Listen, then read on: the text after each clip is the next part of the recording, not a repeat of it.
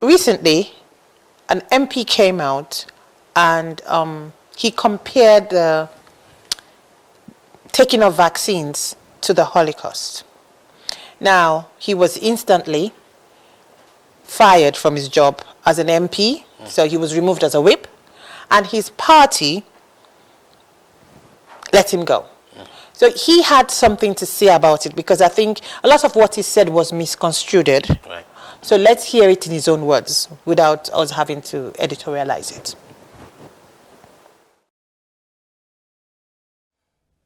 I'm disappointed that the Chief Whip Simon Hart, with the support of the Prime Minister, has chosen to suspend me as a member of the Conservative Parliamentary Party.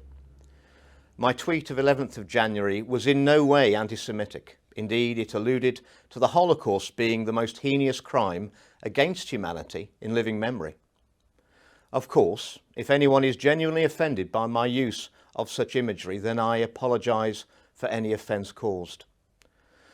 I wholeheartedly refute any suggestions that I am racist, and currently I'm speaking to a legal team who will commence action against those who have led the calls suggesting that I am.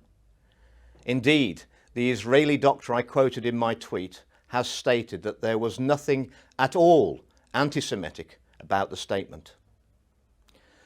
The fact that I have been suspended over this matter says much about the current state of our democracy, the right to free speech, and the apparent suspension of the scientific method of analysis of medicines being administered to billions of people.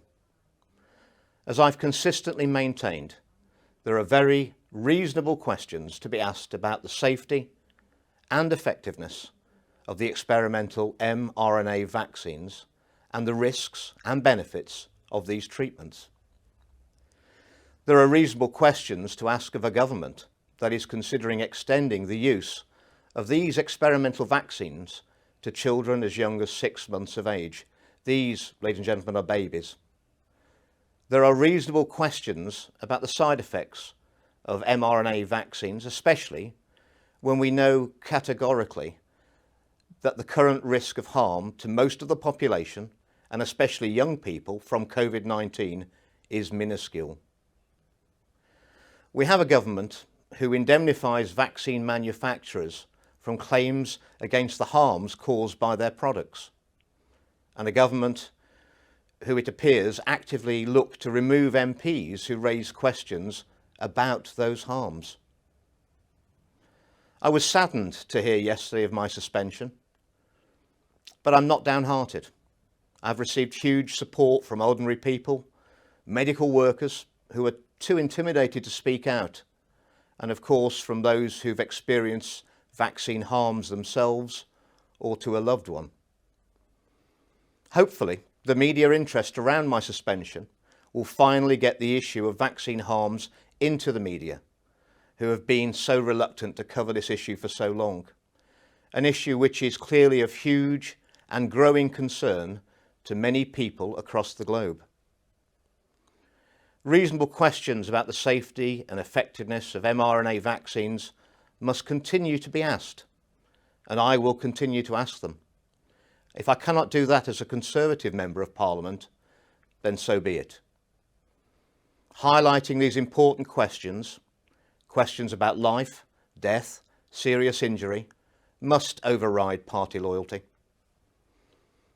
I owe that not only to my constituents in North West Leicestershire, but also to the wider British public, and especially to our children and young people, who are the very future of our great nation.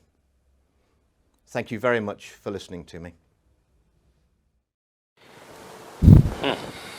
Okay, so having heard this right now, I would say just by looking, you could tell that it was basically misunderstood.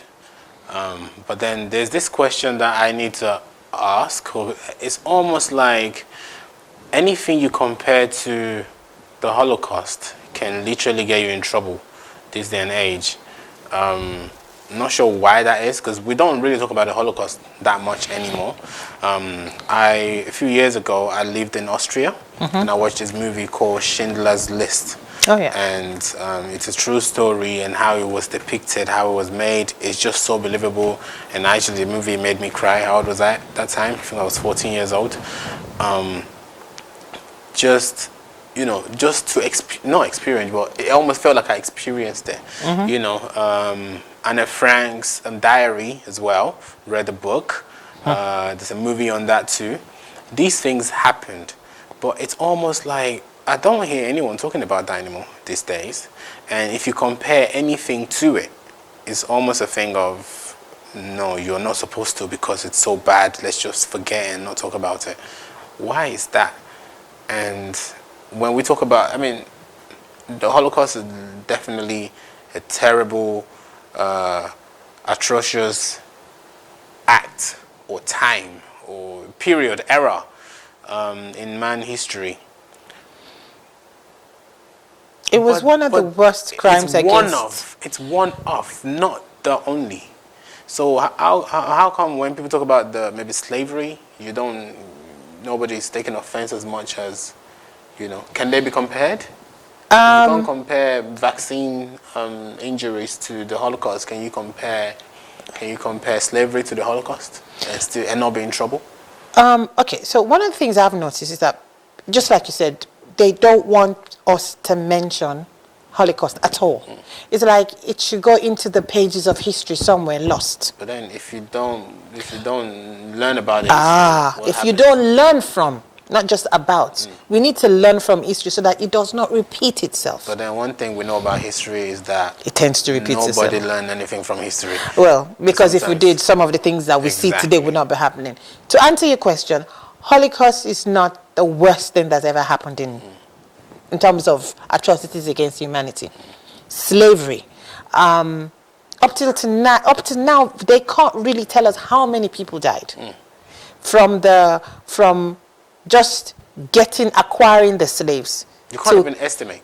You can't. Some already died before they even left the land. Exactly, because how do you get slaves? You have to go to a particular land, war. So there's killings there. Already. The journey from the inland to the coastland where you export, to export the slaves, they die because of the conditions in which they're moved. Were not exposed to. They were not put on transportation and moved from inland to the coast. They're basically dragged. Then when you get, and a lot of them knew that when they got to a particular part, they're going to a point of no return, so they fought it somehow. Then when you put them on the vessel to the New World, they were packed like sardines. A lot of them did not survive. They were thrown overboard.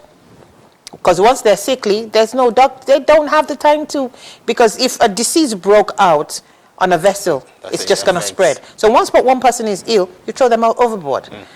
Then when they get to the New World, conditions were different. You're taking somebody from sub-Sahara Africa where it's hot to somebody to Texas, for example, where it's cold, or anywhere in the southern states of America where it's not the same temperature. So they lost a lot.